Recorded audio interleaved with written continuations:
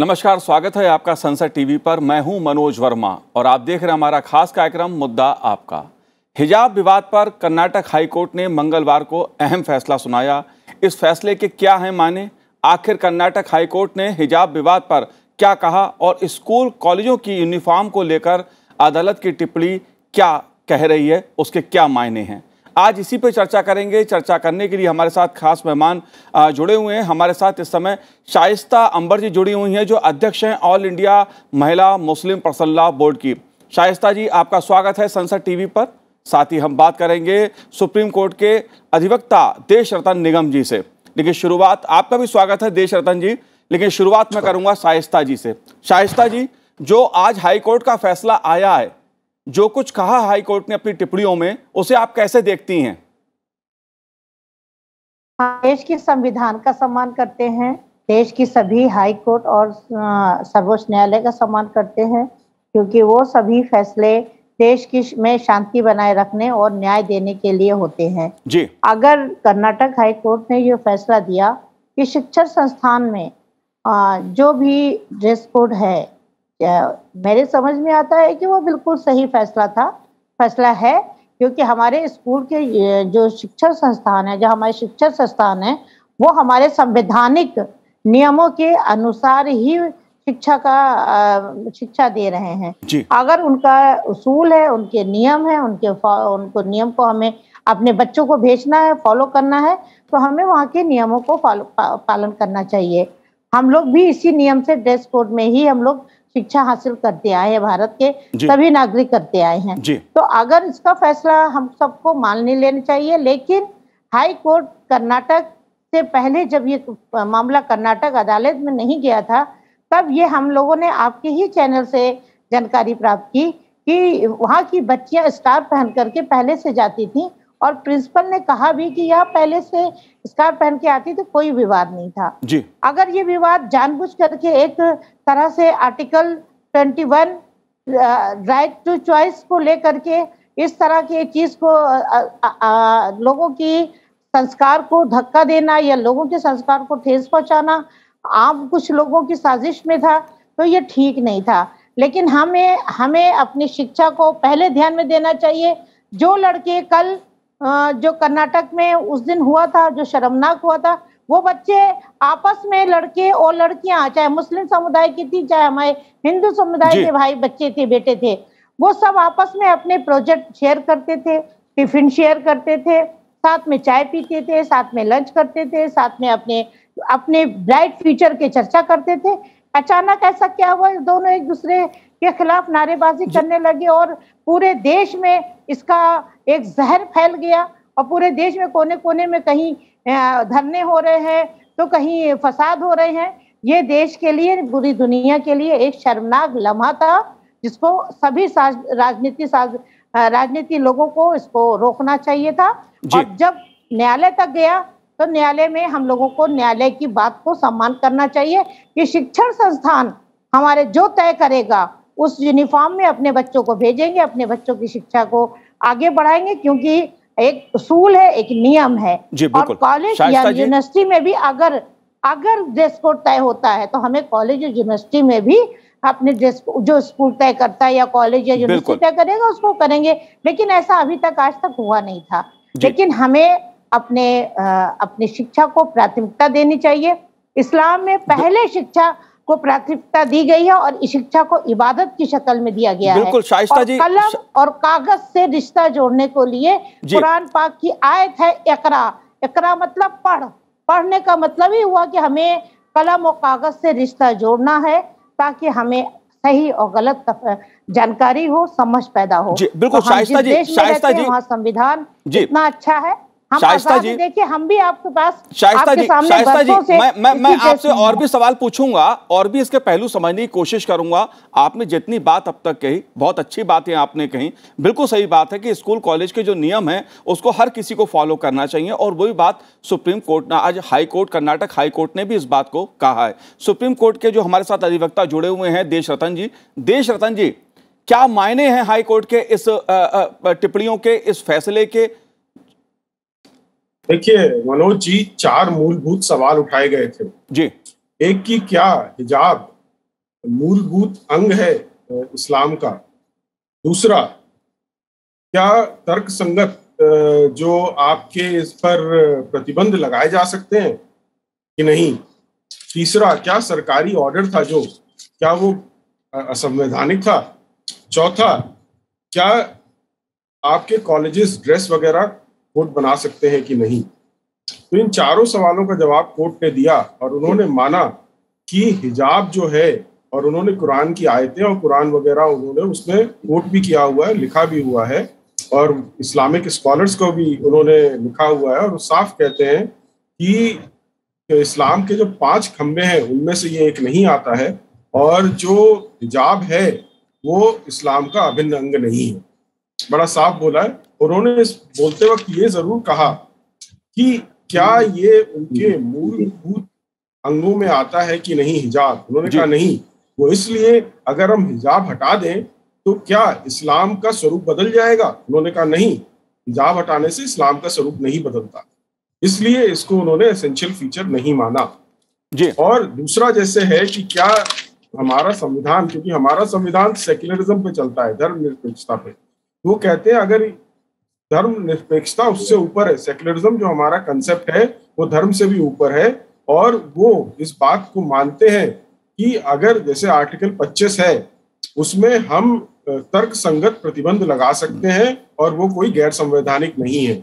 इसलिए स्कूलों ने जो एक ड्रेस कोड बनाया वहां पर वो रीजनेबल रिस्ट्रिक्शंस में आता है, तर्क संगत प्रतिबंधों में आता है, इसलिए वो गैर संवैधानिक नहीं है। और तीसरा जो उन्होंने किया कि सरकारी जो ऑर्डर है वो क्या वो गलत है। उन्होंने कहा नहीं, वो बना सकते हैं रीजनेबल रिस्ट्रिक्शंस के तहत। और जो सबसे आखिर में उन्होंने बोला कि यूनिफॉर्म ड्रेस जो होती है ये एक डिसिप्लिन है, कॉलेजेस का है, और जो कॉलेजेस और इंस्टीट्यूशंस के अपने राइट हैं। देश रतन जी, मैं आपसे बात करूंगा। मौलाना आजाद नेशनल उर्दू यूनिवर्सिटी के पूर्व चांसलर फिरोज बख्त जी हमारे साथ जुड़े हुए हैं। फिरोज जी, मैं आपसे जानना चाहता हूं, जो कर्नाटक हाई कोर्ट ने हिजाब को लेकर जो आज दिशा निर्देश दिए हैं, जिस प्रकार की टिप्पणियां की हैं, उन्होंने कहा है कि ये इस्लाम का हिस्सा नहीं है, हिजाब पहनना अनिवार्य नहीं है इस्लाम में, तो फिर ये इतना विवाद क्यों। जो फैसला कर्नाटक हाई कोर्ट ने दिया है वो ऐसे ही नहीं दे दिया है किसी के कहने में आके। उन्होंने स्टडी किया है, कुरान को स्टडी किया है, हदीस को स्टडी किया है, उन्होंने बड़े बड़े लोगों से बात की है, तब जाकर के नतीजा दिया है। ये नतीजा बिल्कुल ठीक है। और ईमानदारी की बात यह है, आप सूरह निसा पढ़िए कुरान की, उसके अंदर कहीं भी आपको ये नहीं दिखाई देगा या कहीं लिखा हुआ नहीं है कि हिजाब तो शब्द ही नहीं है। जैसे आरिफ मोहम्मद खान साहब कहते हैं हिमार है, वो ठीक है, हिजाब नाम का लफ्ज है ही नहीं। और रही बात, हिजाब को इन लोगों ने अजाब बना दिया। और मैं कहना चाहूंगा कि ये जो बच्चियां जो स्कूल जाना छोड़ दिया, ये एक बड़ी गहरी साजिश है। ऐसे लोग जो मुस्लिम धर्म के अंदर वो चाहते हैं कि कहीं ना कहीं समाज में कुछ ना कुछ जो है लोग परेशान होते रहे, डिवीजन बना रहे, उसके लिए ये इन बच्चियों को इस्तेमाल कर रहे हैं। इन बच्चियों को उन्होंने 4 महीने से रोक दिया है और ये बच्चियां जा नहीं पा रही हैं अपने स्कूल में। ये बिल्कुल फजूल का इन्होंने झगड़ा फसाद पैदा कर दिया है। और मैं समझता हूं कि इन बच्चियों को इनके कहने में नहीं आना चाहिए। ये 2 पार्टों के बीच में पिस रही हैं। एक तो मतलब ठीक है, स्कूल का एक ड्रेस कोड है, हर जगह का एक ड्रेस कोड होता है, कानून होता है, कानून के हिसाब से हमें चलना चाहिए। ज्यादातर मुसलमान हिंदुस्तान के जो हैं, मैं बताना चाहूंगा, वो देशभक्त हैं, राष्ट्रवादी हैं, संस्कारवादी हैं। मगर कुछ लोगों ने ऐसे ढक्कन कस रखा है, जैसे कुछ बहस में लोग आते हैं, हमारे दोस्त हैं उसमें, ये तो ब्लैंकेट बैन तो नहीं है, स्कूल के कंपाउंड तक हिजाब पहन सकती हैं। भाई मार्केट में पहनिए, मॉल में पहनिए, घर में पहनिए, शादी ब्याह में पहनिए, क्लास में जब मना फिरोज भाई, कोई भी चीज मजहबी नहीं। फिरोज बख्श साहब, मैं आपसे यही जानना चाहता हूं कि हिजाब को लेकर जो इतना विवाद खड़ा किया गया अचानक से, जो एक तरह से जिद हो गई कि हम तो स्कूल भी पहन के जाएंगे, परीक्षा भी देंगे तो हिजाब पहन के देंगे, जबकि ऐसा विवाद तो पहले सुनने में कभी आया ही नहीं था। हिंदुस्तान में कोई सड़कों पे चलता है, मॉल में जाता है, हिजाब पे कोई पाबंदी नहीं है। मैं उसी पे आ रहा हूं मनोज भाई जी। देखिए, ऐसा है, हिजाब पे कोई ब्लैंकेट बैन नहीं है। आप स्कूल की क्लासरूम की बाउंड्री तक पहनिए, क्लासरूम में एक उसूल बन गया। देखिए, उसूल से चीजें चलती हैं, ठीक है। अगर कोई ये कहना शुरू कर दे कि भाई मैं तो मतलब जो ऑपरेशन कर रही हूँ, मैं तो बजाय लैंसेट के, बजाय किसी चाकू के मैं हथौड़े से ऑपरेशन करूंगी, तो ऐसे नहीं होगा काम, ठीक है। हर चीज का उसूल होता है। और कर्नाटका हाई कोर्ट ने जो डिसीजन दिया है, कुछ लोग इसकी राह में रोड़े अटकाना चाह रहे हैं। वो ऐसे लोग हैं जो हमेशा से उन्होंने जहर उगला है, हिंदुस्तान में आग लगाई है। हिंदुस्तान बहुत ही साझा विरासत का देश है। हम सब सदियों से हिंदू, मुस्लिम, सिख, ईसाई, ज्यूज हम सब मिलकर रहते चले आए हैं। कुछ ऐसे भी बाहर की ताकतें हैं जो देख रही हैं कि Bharat, India is on a fast track to become the world leader, विश्व गुरु बनने जा रहा है हिंदुस्तान। ये चीज कुछ लोगों को हजम नहीं हो रही, और इसको लेकर छोटे छोटे मुद्दों को कभी वो शाहीन बाग हो जाता है, कभी वो किसानों की हड़ताल हो जाती है। बिल्कुल फिरोज भाई, मैं आपसे बात करूंगा। शाइस्ता जी, मैं आपसे समझना चाहता हूं इस बात को। सुप्रीम हाई कोर्ट ने दो बातें कही। एक, जो हिजाब है वो इस्लाम का अभिन्न हिस्सा नहीं है। दूसरी बात कहा कि स्कूल का जो यूनिफॉर्म है उसका सब लोग पालन करें। दो बातें कहीं और हर कोई इस बात को मानता है। फिर यह विवाद खड़ा किया क्यों गया? अचानक से इतना विवाद?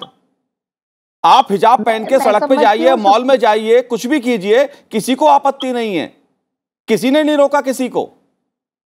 ये मैं समझ रही हूँ। मैं बताऊं आपसे, इस्लाम में, कुरान पाक में ला इकराहा फिद्दीन, यानी इकराहा फिद्दीन, आप दीन के नाम पर आप जब्र नहीं कर सकते, और कुरान की आयत को आप तिजारत नहीं कर सकते। आप बहुत सारे ऐसे कुछ लोग हैं जो कुरान की आयत की तिजारत करने लगे हैं और दीन के नाम के आड़ में एक तरह से विवाद फैलाने लगे हैं। तो दीन पे कोई जब्र नहीं, आप आसान तरीका है, दीन बहुत आसान तरीका है। और हमारे सुप्रीम कोर्ट के जज साहब बैठे हुए हैं, हमारे देश की अदालतें जो जज है जो फैसला करती हैं। 3 तलाक जो बैंड पे फैसला आया था वो पूरी की पूरी तरह लाइट ऑफ कुरान और इंडियन कॉन्स्टिट्यूशन के बिल्कुल पैरेलल आया था। इससे हमें, हमारे देश की हर महिलाओं को, खासकर मुस्लिम समुदाय को और सभी धर्म लोगों को पूरा मजबूत भरोसा रहता है संविधान पे और न्यायालय पे कि जो भी फैसला आएगा वो बिल्कुल सही आएगा। हमारे संविधान धर्मनिरपेक्ष है और दुनिया का सबसे महत्वपूर्ण और सबसे बड़ा और सबसे ग्रेट संविधान है। तो इसलिए हम बहुत खुश हैं। और रहा स्कूल का, स्कूल में एक डिसिप्लिन रहना चाहिए। हर जैसे न्यायालय में एक जज साहब के सामने एक वकील अपनी ड्रेस कोड के साथ खड़ा होता है, वैसे ही वहाँ अनुशासन बना रहता है, वैसे ही स्कूल में भी अनुशासन हो, क्योंकि शिक्षा एक बहुत सीरियस चीज है, एक वो हमारे लिए इबादत है। और कुरान शरीफ में इकरा को इसीलिए कहा गया है पढ़ने का मतलब ही हुआ कलम का और कागज से रिश्ता जुड़ गया। जब हम तालीम शाइस्ता जी, मैं आपसे सहमत हूँ। शाइस्ता जी, मैं आपसे सहमत हूँ। आप जो बात कह रही हैं बहुत अच्छी बात कह रही हैं, लेकिन एक इस तरह की तस्वीर खड़ी की गई, इस तरह का बवंडर खड़ा किया गया देश में कुछ लोगों ने कि हम एजुकेशन छोड़ देंगे, हम शिक्षा नहीं लेंगे, हम परीक्षा नहीं देंगे, लेकिन हिजाब नहीं छोड़ेंगे क्योंकि हमारे इस्लाम का प्रतीक है। इस तरह की बातें कर्नाटक में हुई। मैं आपसे, मनोज साहब, मैं आपसे बताऊं, फिर कह रही हूँ, कुरान पाक और इस्लाम शिद्दत पसंदी को कतई नहीं पसंद करता। और ये शिद्दत पसंदी के लोगों ने, चाहे इधर हो चाहे उधर हो, 2 तरह के कलर पहन करके जो आपस में शिक्षा हासिल करने वाली, इबादत करने वाली जैसी चीज को, जो आपस में नोट्स बांटते थे, नोट्स शेयर करते थे, टिफिन शेयर करते थे, उन दोनों को लड़ा के पूरी दुनिया, पूरे हिंदुस्तान में जगह जगह हिजाब के नाम पर और दंगा और फसाद और हिंसा फैल गई। एक साजिशन थी, एक सियासत थी, और ये सियासत आम जनता ने इसका जवाब इस इलेक्शन में दे दिया है। तो ये चीजें कि हमारे देश के युवाओं को चाहिए, हमारे देश के माँ बाप को, उन माँ बाप को चाहिए कि हमारे बच्चों के जहन बिल्कुल साफ रखें और हमारे देश के उन सभी लोगों की गाथाओं को पढ़ें जो हमारे देश की को आजादी दिलाने में एक क्रांतिकारी और महान लोग थे। विवेकानंद के जो महान संत थे, उनकी शिक्षा को ग्रहण करें। ऐसे बहुत सारे हमारे संत हैं जिन्होंने देश को, हमारी मातृभूमि को एक आध्यात्मिक माला में पिरोया है, जो सुगंधित है, जो आध्यात्मिक है। उसको हमें पूरी दुनिया में जो मशहूर है, जो स्वागत के लायक है, जो विश्व गुरु है, उसको हमारे देश के माँ बाप को, हमारे देश के नौजवानों को सीखना पड़ेगा, संस्कार लेना पड़ेगा। बिल्कुल शाइस्ता जी, साजिश करने वाले जो लड़ा रहे हैं जाति में, धर्म में, उनको हम लोगों को मुंहतोड़ जवाब देना पड़ेगा, ताकि वो तन्हा रह जाएं और अपनी गलतियों को पछताएं और हमारे देश को कमजोर करने के लिए जो उनकी साजिश है उनके मुंह पे काली खुद जाए। बिल्कुल शाइस्ता जी, आपने बहुत अच्छी बात कही, लेकिन एक बात है कि इस देश में बार बार ऐसे मुद्दों पर विवाद खड़ा किया जाता है जिसका आम आदमी से कोई सरोकार नहीं होता है। देश रतन जी, ये राजनीति क्या है? क्यों बार बार इस तरह के मुद्दे खड़े किए जाते हैं? जबकि मैं एक आपको बताऊं, अपनी बात कहें, high court, Karnataka high court ने यह भी कहा है, केवल हिजाब की बात नहीं कही है, भगवा और बाकी धार्मिक चिन्हों को पर भी उसने टिप्पणी की है। इसे आप कैसे देखते हैं? देखिए, ये जो फैसला आया है इससे साफ है कि आपको जो यूनिफॉर्म है, ड्रेस है, उसका पालन करना पड़ेगा। और उन्होंने जो हमारे संस्थान है, उनका जो हक है, अधिकार है, उनको उन्होंने माना है इस बात को लेकर, और वो अधिकार आपके व्यक्तिगत अधिकार से ऊपर उसको माना है, चाहे वो भगवा रंग हो, चाहे वो हिजाब हो, चाहे वो बुर्का हो। दूसरा, देखिए, यहाँ पे राजनीति मुझे ज्यादा लगती है। कुछ इलेक्शंस आने वाले थे, उन इलेक्शन में मुस्लिम महिलाओं का रुझान किसी एक पार्टी की तरफ था और उसको बदलने के लिए ये सारी चीजें की गई। और इसीलिए हाई कोर्ट ने भी ये बोला है कि अनसीन हैंड, अदृश्य हाथ नजर आया कि अचानक बीच में अचानक जो विवाद उठा दिया गया और इसको इस बहाने से फैलाया गया, तो उसमें कहीं ना कहीं अदृश्य हाथ है। लेकिन उसमें ज्यादा टिप्पणी नहीं करी, क्योंकि ये पुलिस इन्वेस्टिगेशन का मामला है और पुलिस इस पे इन्वेस्टिगेशन कर रही है, तो वो एक अलग मामला हो गया। दूसरा, देखिए, बड़ा साफ है, आप ये जो कुछ चरमपंथी संस्थाएं हैं, चाहे वो पीएफआई हो या उनका स्टूडेंट विंग हो, सीएफआई हो, इन लोगों ने मुद्दा बनाया, कुछ लड़कियों को बरगलाया और लड़कियों को ये जो नारा दिलवा दिया कि पहले हिजाब फिर किताब, जो कि अभी शाइस्ता अंबर जी ने साफ बोला, शिक्षा महत्वपूर्ण है, सबसे पहले होनी चाहिए। अभी भी आज इस फैसले के बाद भी इस तरह की बातें उठ रही है कि पहले हिजाब फिर किताब, हम स्कूल नहीं जाएंगे, हम ये नहीं करेंगे, हम वो नहीं करेंगे, हम परीक्षा का बॉयकॉट करेंगे। ये जो कुछ लोग बरगलाए गए हैं, ये अपना जीवन बर्बाद कर लेंगे। देखिए, हम धर्मनिरपेक्षता पे चलते हैं, हमारे यहाँ पर जितनी सहूलियतें माइनॉरिटीज को मिली उतनी मेजॉरिटी को भी नहीं मिली हुई, तो इस बात का ध्यान रखना चाहिए। यही बात ये जो लोग नारे कर रहे हैं, आज के दिन सऊदी अरेबिया में करके दिखा दें, जहां हिजाब को उन्होंने अभिन्न अंग इस्लाम का नहीं माना है और उसका जो कंपलसरी नेचर था, ऑब्लिगेटरी नेचर, जी बिल्कुल जी बिल्कुल बिल्कुल वो उन्होंने खत्म किया है। वो आपको फ्रीडम दे दी गई है, चॉइस दे दी गई है, लेकिन ये नहीं है कि मैंडेटरी और कंपलसरी नहीं है। तो ये सारी चीजें ये जो है, तो इस पर ध्यान रखना चाहिए। चाहे वो सीए का उन्होंने राजनीतिकरण किया, जिसमें कि हिंदुस्तान के मुसलमान को फिरोज भाई आपसे सड़कों पे लोग उतर आए, उसमें आप देखें कि अभी जो फार्मर प्रोटेस्ट हुआ, कोई ये नहीं बता पाया, सिर्फ एमएसपी गारंटी के अलावा जो मांग रहे थे, जिसमें सरकार कमेटी भी जिसने बना दी थी, इसके अलावा उसमें क्या गड़बड़ है? नहीं, आप हटाइए तो फिर बात करेंगे। देखिए, हम लोग यहाँ पर एक डेमोक्रेसी में रह रहे हैं। ये ठीक है, ठीक है देश रतन जी, मैं इस बात को देश रतन जी, मैं इसे समझना चाहता हूँ। टाइमिंग को लेकर कर्नाटक हाई कोर्ट ने सवाल उठाया है कि हिजाब विवाद की जो टाइमिंग थी उठाने की, जिस तरह से विवाद खड़ा किया गया, बवंडर किया गया, राजनीति की गई, इसकी टाइमिंग को लेकर खुद हाई कोर्ट ने सवाल खड़ा किया है। लेकिन फिरोज साहब, मैं आपसे जानना चाहता हूं, सीए की बात आई, हमने देखा सीए को लेकर भी जो जामिया मिलिया इस्लामिया है, तमाम ऐसे शिक्षण संस्थान हैं, उनको राजनीति का अखाड़ा बनाया गया, जो नौजवान थे उनको भड़काया गया। हिजाब विवाद में भी ऐसी नौजवानों को भड़काया गया। आप इसको कैसे देखते हैं? जो शिक्षण संस्थान है वो शिक्षा के लिए हैं, क्या इस तरह की धार्मिक नफरत फैलाने के लिए हैं? बिना वजह के मुद्दे उठाइए और विवाद खड़ा कीजिए, ये कौन सी राजनीति है? हिंदुस्तान में जो स्कूल हैं, सेकुलर स्कूल हैं, मजहबी स्कूल भी हैं, अगर आपको हिजाब लगा के जाना है वहाँ चले जाइए, कोई बात नहीं।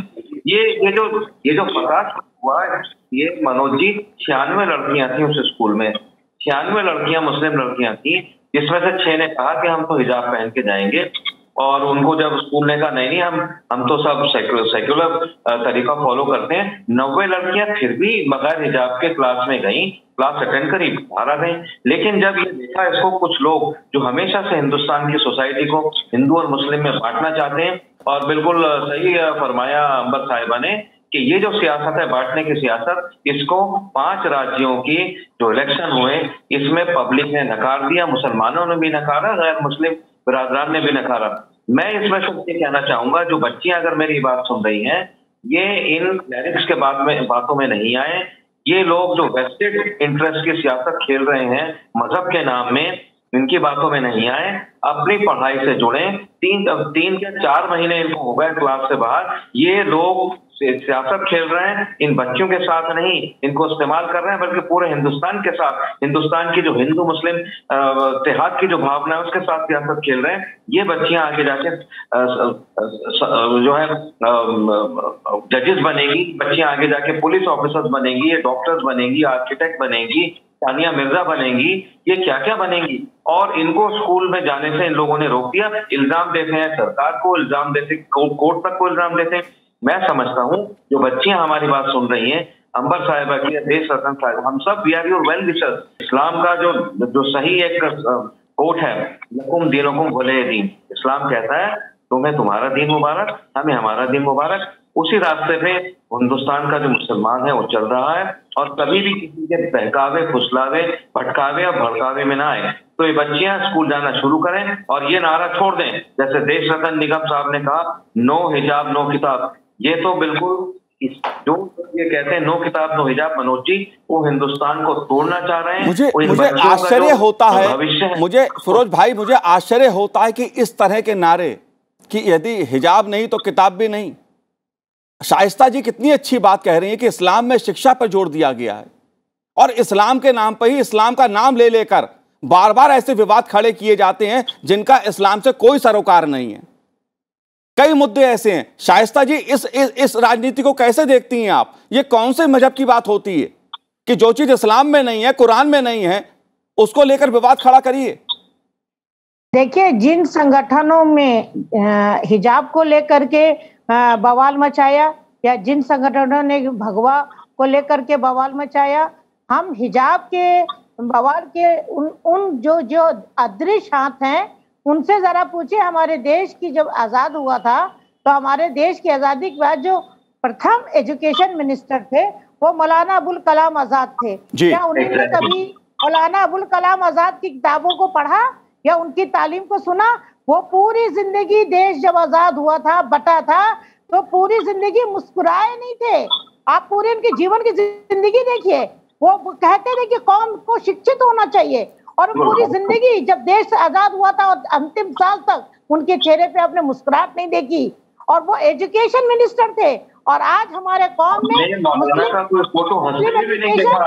और कौम के, और अगर पूरी कौम 100% एजुकेटेड हो जाए, मुस्लिम कौम पूरी 100%, एक रिक्शा चलाने वाला भी एजुकेटेड हो जाए, तो मैं समझती हूँ ये देश में हमेशा समाजी बराबरी, समाजी न्याय और समाजी अधिकार, समान समाजी अधिकार, देश में जो योजनाएं आती हैं मुस्लिम समुदायों को मालूम ही नहीं हो पाता है कि हमारे देश में वेलफेयर, माइनॉरिटी में वेलफेयर पॉलिसी क्या है, क्या योजनाएं हैं, अपनी योजनाएं लेते नहीं है, और देश की योजना में कह देंगे हमको लाभ नहीं मिलता।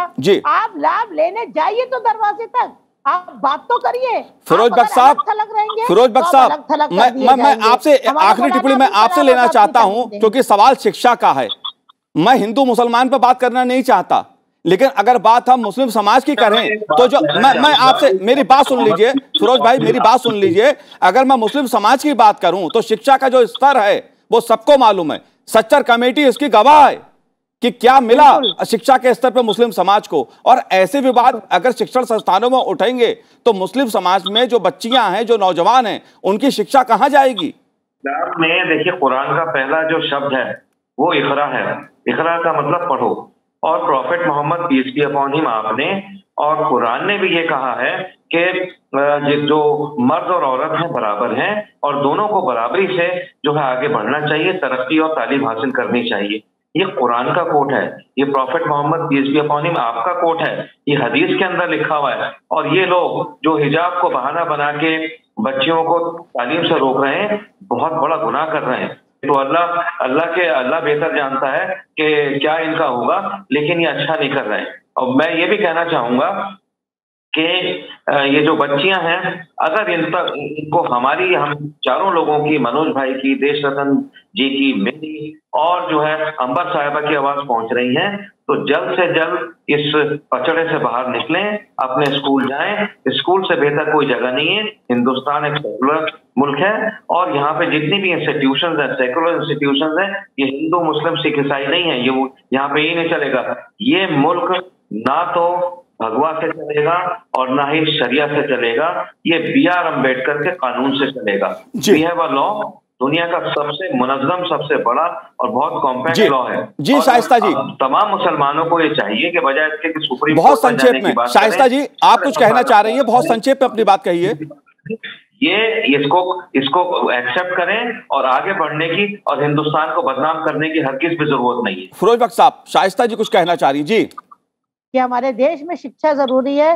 शिक्षा ही हम लोगों को तरक्की देगी और हमको एक बेहतर इंसान बनाएगी। जो हमारे सभी धर्मों की शिक्षा देती है, वही हमको सबको फॉलो करना चाहिए। बिल्कुल, बिल्कुल। और जो भी कहीं कमी है आपस में बात करनी चाहिए और आपस में तय करना चाहिए। जल्दी अदालत में जजों का टाइम नहीं खराब करना चाहिए, बिल्कुल वकीलों का टाइम नहीं खराब बिल्कुल। देखिए, कर्नाटक हाईकोर्ट ने एक बहुत अच्छी बात कही है कि यूनिफॉर्म इस बात का परिचायक है कि सब छात्र एक जैसे लगें। ये एक अपने में महत्वपूर्ण संदेश कर्नाटक हाईकोर्ट ने हिजाब विवाद पर टिप्पणी करते हुए दिया है। आप तीनों ने संसद टीवी से बात की, आप तीनों का बहुत बहुत शुक्रिया हमसे बात करने के लिए। तो आज हमारे इस कार्यक्रम में इतना ही। मुझे दीजिए आज्ञा, नमस्कार।